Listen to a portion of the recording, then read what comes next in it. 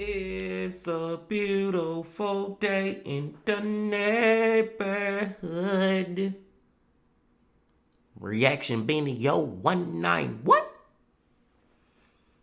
Day in the neighborhood, my people.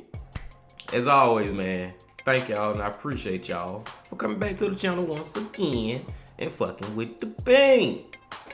Now, we finna go back to a channel that's in our top 3 over here. You know we got Mr. Ball at number 1. You know Mike from that chapter, he number 2. And this man right here is number 3.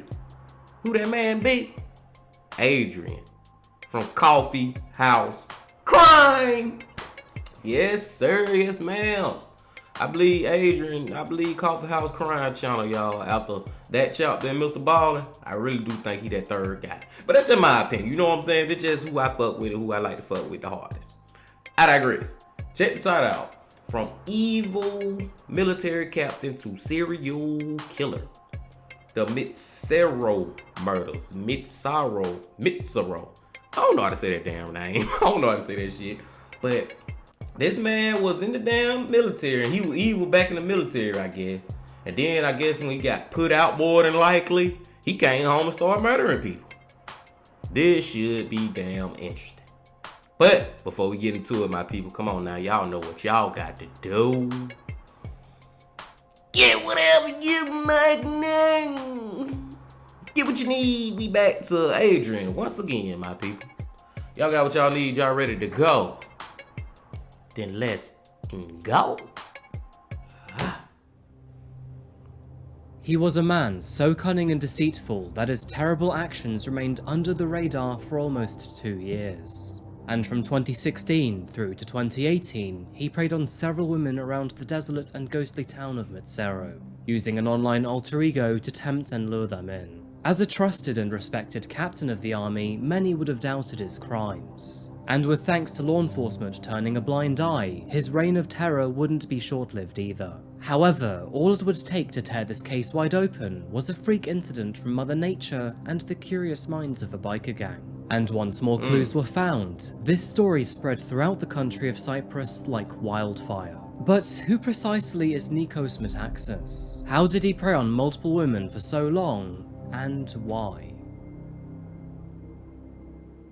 Welcome back to Coffeehouse Crime, folks. My name is Adrian, and I'm glad to see that you've stepped into my little corner of the world. On this channel, I like to discuss compelling true crime stories and strange cases, so if that sounds like your kind of thing, please consider subscribing to the channel. Today's video is a story that's not really been covered here on YouTube yet, and I'm very excited to share it with you. It's called the case of the Mitsero murders. Now, these murders happened between the years 2016 and 2018 and happened on a small Mediterranean island named Cyprus. But what makes this case so unique is that they were all conducted by the hands of an ex-military officer now turned serial killer. In fact, this guy is the only recorded Cypriot serial killer to date and holds the toughest and longest sentence ever given on the island. However, before we begin our story today, I wanted to thank Scentbird for sponsoring today's video. Here you come with his commercials. But this one's gonna be very interesting. I got a feeling, y'all. I just got a feeling. All the shit we watch be interesting, but I feel like this one. I think we in for a good one. And y'all fuck with Scentbird, man. You know, if you like that good smelling shit like that, you get 55% off your first month. Fucking with Coffeehouse, man. My boy. Damn, I know the commercials. All right, here we go. Get whatever you might need.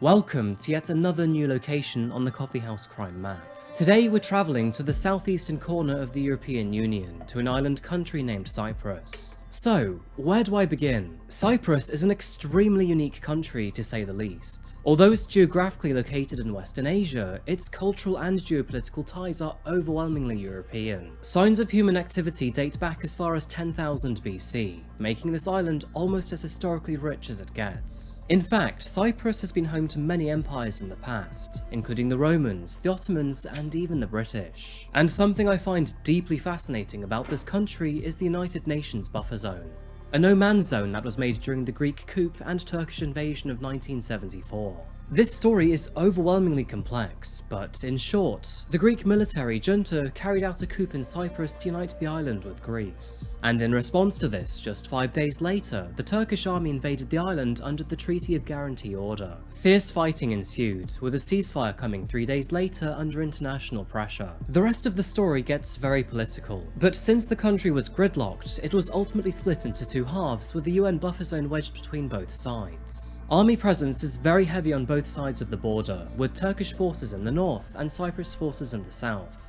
Now, you can walk through the zone at multiple checkpoints, but access inside this zone is strictly forbidden. And to this very day, the barren strip of land is a scar that reminds all of the country's very difficult past. Nicosia Airport, which is found inside the buffer zone, remains deserted ever since the first day of the Turkish invasion. And even to this day, and quite visible on Google Maps, abandoned aircraft and suitcases remain on the runway. Anyway, I'd love to cover the story of Nicosia Airport in great detail one day, and perhaps even visit it. So my question for you is, would that be something you'd like to see me cover eventually? That includes visiting and reporting on cases from the very locations they happened. Let me know what you think in the comments section down below. I like to see that. I like to see that, y'all. I was already getting interested in it then, just by hearing him talk about the airport for that little couple of seconds. Hell yeah. Come on, Adrian. Drop that vid. We watch. Today's case pulls us to the Cypriot and southern half of the island, to a small village named Mitsero. It's found in the rockier region of the country and southwest of its capital, Nicosia. Now, from a modernist's point of view, there is almost nothing to talk about here, and with a meagre population of 713 residents, it's quite enough to drive any urban soul into an unbridled frustration. Take a look around Google Street View and you'll know exactly what I mean. Crumbling buildings, road closures, and not another soul in sight. You have one supermarket, one gas station, one church, one school, and that's it. To some, I'm sure the Mitsero seems peaceful, but personally speaking, I would genuinely go insane. Saying that, Mitsero does have some redeeming qualities, and you're going to have to bear with me here while I tell you some of the following information, because it may seem long-winded, but I promise that it's actually important to our case today. Wind the clocks back around 6,000 years, and Mitsero was a booming mining town. During the Roman era, the ore extracted from Mitsero could satisfy nearly all of the empire's copper requirements. Gold and other minerals were found here too, and the town was incredibly successful back in the day. In fact, when it came to historical development, the town was the country's lifeline. But all good things must eventually come to an end, and in recent decades, it has sadly slipped into nothingness. The copper mines have been abandoned for centuries, and despite a short period of time where fool's gold had been mined around the surrounding area, Mitsero has become a quiet and lonely husk of a town, surrounded by nothing but ghostly mine shafts and quarries. This includes Kokino Limni, which is also known as Blood Lake, which bears a dark red colour thanks to the minerals and toxic chemicals found in the dirt. Nowadays, the lonely lands are part of an extended UNESCO geopark. But all credentials aside, the sheer silence and ghostly facade here can feel very overwhelming. Okay, so that may have been a longer introduction to our case than usual. But to be honest with you, there is simply so much to be fascinated about when it comes to a country like Cyprus. And even a town like Mitsero has its own interesting secrets. Now, as you can likely imagine, the weather here gets suffocatingly hot, with temperatures often reaching highs of 45 degrees Celsius, or for you Americans, 110 Fahrenheit. This means that you seldom see rainfall here, and especially during the spring and summertime, it's very unlikely to see more than an inch of rainfall. Which is probably why, back in April 2019, the locals of Mitsero were very confused when some rather unusual rainfall brought flooding to the area. Those up high were unaffected, and most of the town remained relatively unscathed, but all of those down below, including the mine shafts and quarries, filled with water, bringing all sorts of debris up to the surface. And this is where the town received its next big surprise, because among all that debris was a body.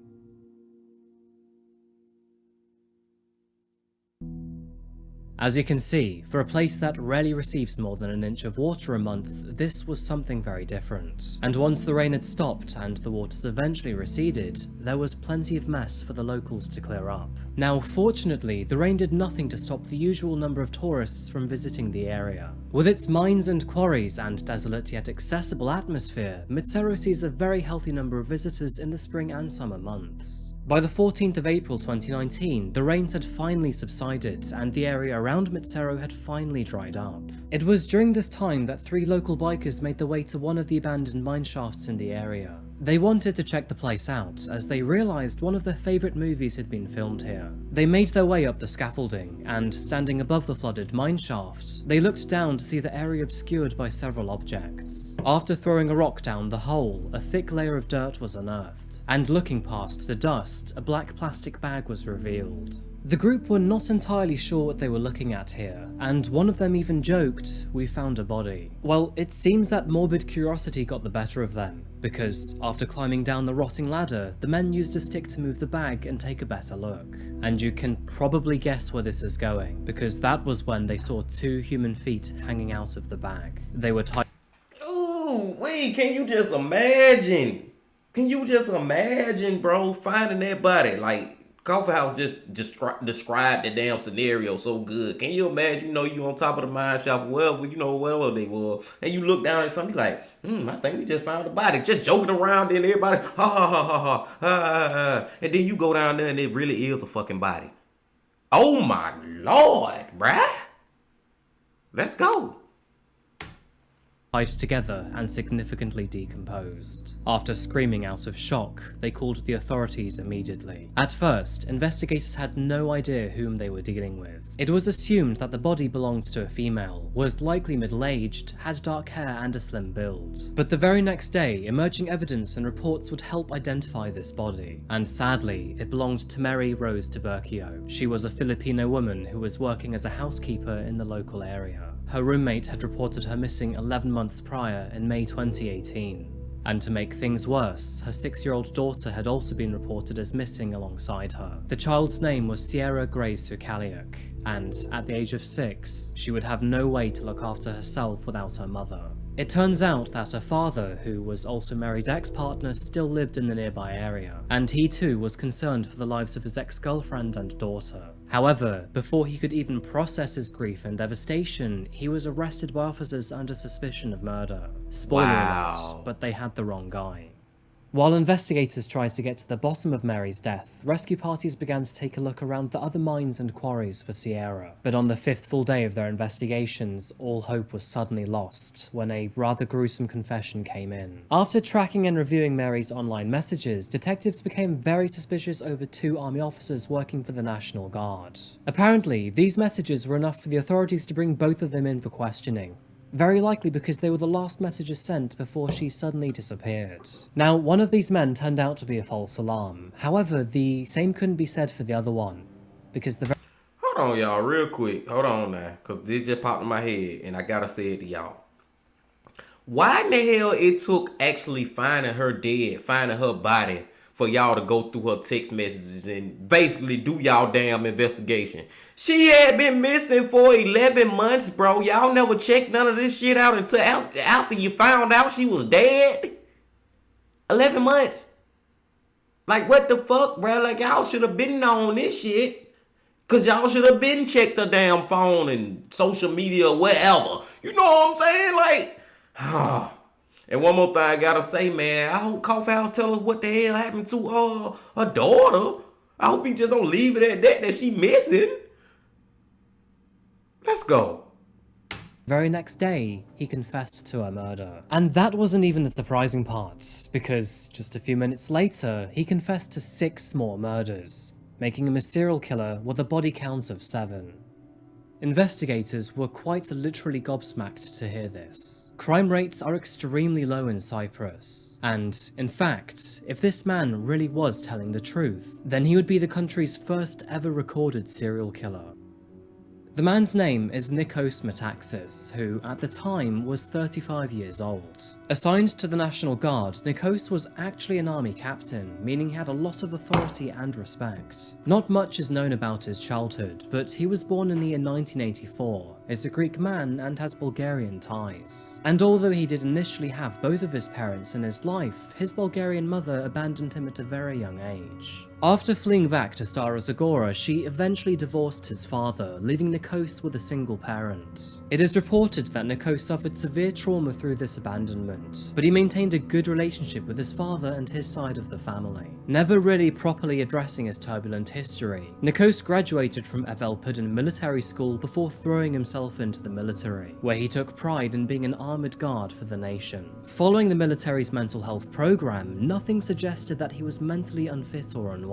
But colleagues did describe him as somewhat of a narcissist with self-inflated confidence. Nikos became a husband and eventually a father to 2 children, who were aged 6 and 7 years old at the time of his arrest. But unfortunately, for reasons unknown, the marriage failed, leaving Nikos entirely alone. Now his family didn't live too far away, as after all this is the island nation of Cyprus. But the 1-hour journey was enough to keep Nikos and his children relatively distant. A military officer on the weekdays, Nikos was also known to indulge in photography on the weekends. He would often go into the countryside to take many pictures of Cyprus's rugged terrain. Friends and neighbours claim that he was sensitive, quiet and fairly artistic. If only they knew about the rest of him though. With no wife, Nikos put himself back on the dating scene, but he wouldn't do this publicly. Using the online pseudonym of Orestes, which is Greek for the conqueror of mountains, he created several fake social media accounts, and eventually fake dating profiles. This name was also used for his Badoo profile, which is a dating app commonly used on the island, and this is where he found and then lured in several of his victims. After speaking to Mary for a few months, it eventually resulted in a casual hookup arrangement, and all of the messages left behind is how the police managed to track him down. Mary had received dozens of messages from him on May the 4th, 2018, which was actually the last day she'd made contact with anyone. In these messages, she'd arranged to meet up with him that evening, before, of course, going radio silent to the rest of the world.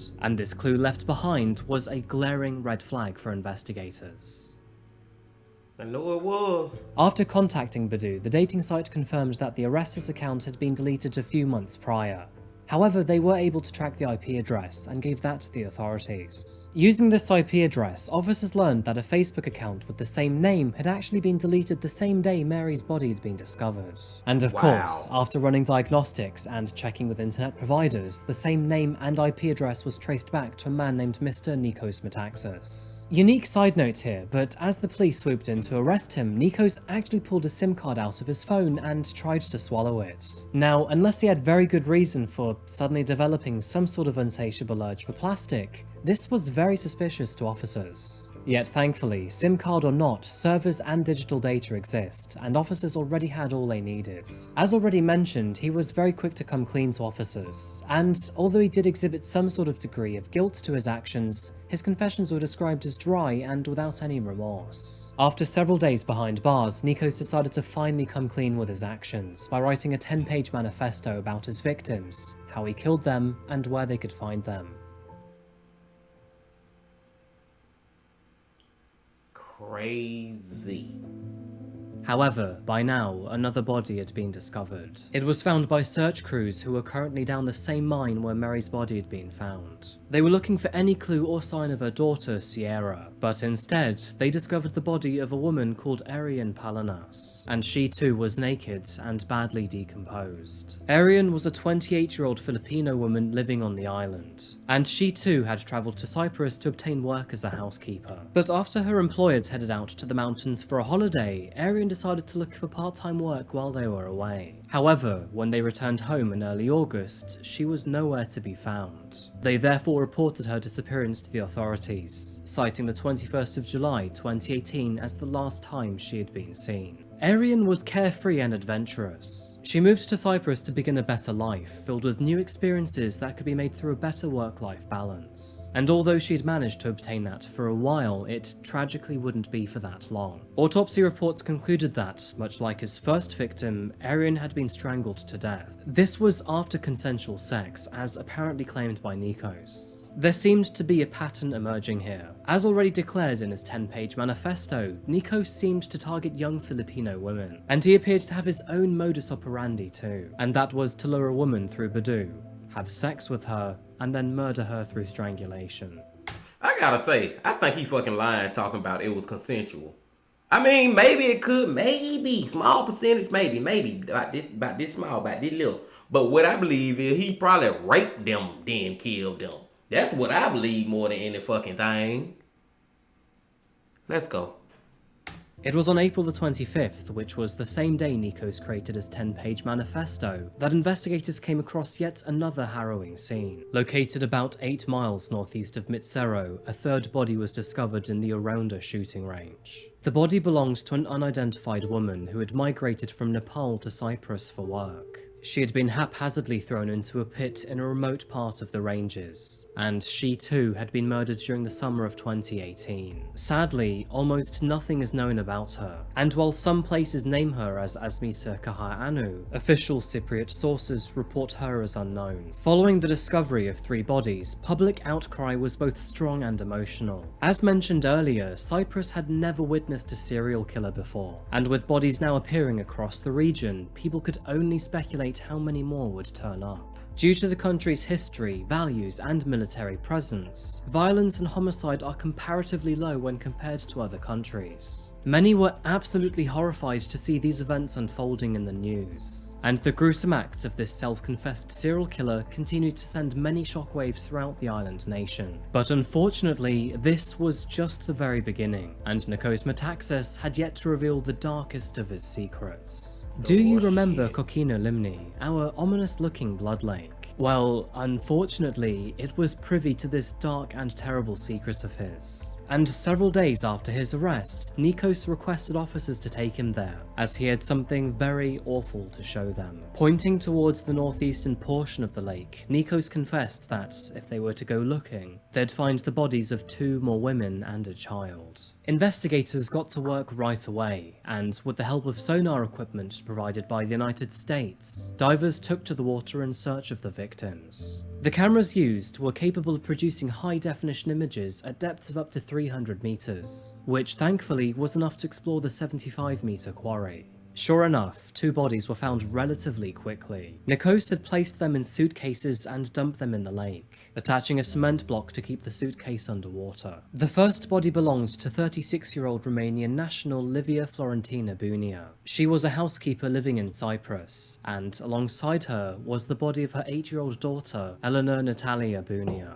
Both had been reported as missing to the police back in September 2016, meaning they had remained in their underwater graves for 31 months or 2.5 years. And as expected, given this time frame, the bodies were in terrible condition. Born in the year 1980 in Buzău, Romania, Livia had aspirations of finding stable work on the island. She moved over with her daughter to seek a happier way of life, and meeting Nikos through Badu in September 2016, she was confirmed to be his first ever victim. After strangling Livia during sex, her daughter Eleanor walked in to see Nikos over her mother's body, and tragically, out of concern of Eleanor identifying him through any future police lineup, he made the awful decision to kill her too. They were both— See it?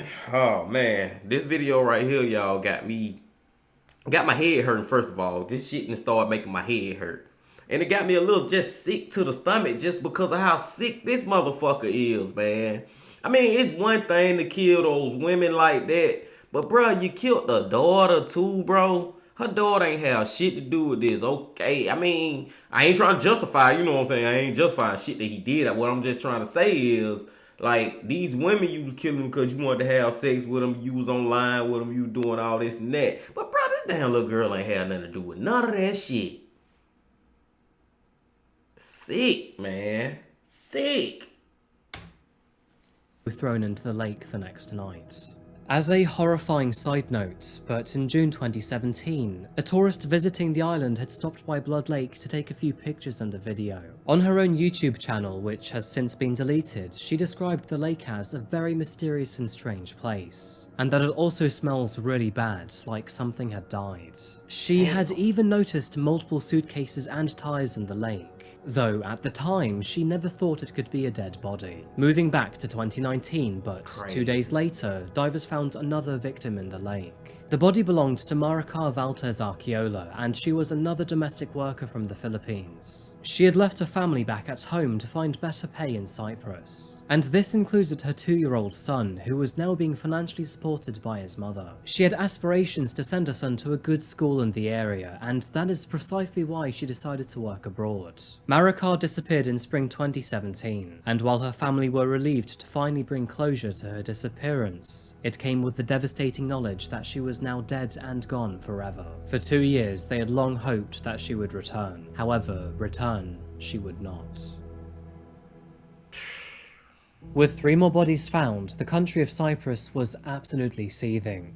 And although Blood Lake bore the largest part of his dark and heinous crimes, there was still more to come. So, the discovery of Mary was ultimately what kicked off this long series of gruesome discoveries. But what officers still hadn't found was her daughter, Sierra. Up until this point in time, he hadn't actually given anyone a location, and everyone believed she would be found in the same location her mother was in. But almost 2 months after being arrested, Nikos finally told them where she could be found.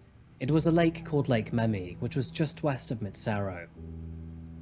It's around 8 miles west of Kokino Limni, and much like all other sites, it was remote and without any prying eyes. On the 12th of June 2019, Nikos was granted one more visit away from his prison cell to help determine the location of Sierra's body, and after pointing towards its northeastern section, dive teams scoured below the water.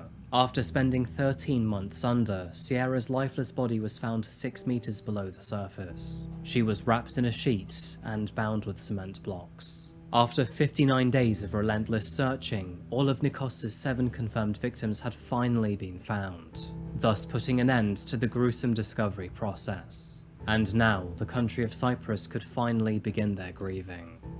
In a statement to the press, President Anastasiadis said that he was shocked by the revelation of so many shameful murders against foreign women and children. But many protesters weren't happy, and they accused the authorities of being lazy, negligent, and incompetent towards migrant workers. And to be honest with you, I can't disagree with them here. In a place so rural, you'd think that after 2 or 3 disappearances of a nature and demographic so similar, the police would notice an emerging pattern. And it's Oh, okay, yeah. And for a second, I was looking like, huh? But yeah, I been said that earlier when I was talking about how now y'all want to goddamn go look at her phone records after y'all find her body. And yeah, Coffeehouse, boy, boom, yes, that's it. For real, bro. Like, bruh, these women gone missing and y'all ain't nobody checking. The family, I'm pretty sure, was checking for them, but as far as the authority, y'all ain't doing no investigative work to see why these damn women going missing. Like, y'all ain't doing nothing. Y'all could have prevented his last 3, 4, 5, 6, 7 murders or whatever. You know what I'm saying? You could have saved some lives if they just would have investigated from the beginning, man. Now I'm mad. Now they got mad. Head still hurting from this shit. But now I done went from just being sick at the shit to I'm mad at the shit, man. Y'all could have. Let's go. hardly a bustling town, right? Not somewhere that crimes could just so easily be buried. But many argued that this was actually allowed to happen by a country and society that actively encouraged xenophobic behaviour. One thing that can't be denied is if investigators looked into these disappearances sooner, then Nikos would have been stopped before claiming even more of his victims. And in the wake of all this discourse, the police chief of the country was ultimately sacked, and the justice minister resigned as well. Moving in towards his trial, Nikos was faced with 7 counts of first-degree murder, but before he could even face the judge, he would have to wait a while. Alongside over 700 personal statements, evidence from 5 crime scenes, 7 bodies, 9 properties, and 453 items would have to be reviewed. There were also several reports that authorities would have to sift through, as Nikos had changed his story multiple times before his trial. At first, he planned to fight against his charges. He told officers that he'd strangled 2 of his victims because he suspected they were planning to pimp out their daughters. He had murdered these women out of punishment, and then, quote, freed the children by mercy killing them. He further claimed that he'd killed Marika while they were having sex because she reminded him of Livia, and further down the line, this was the same excuse given for murdering Asmita. But after realising that pigs can't fly, he decided to give up on this fake tale. You might well tell me the goddamn sky yellow. With that bullshit that just came out your mouth. Like, who would believe any of that shit you just said, dude?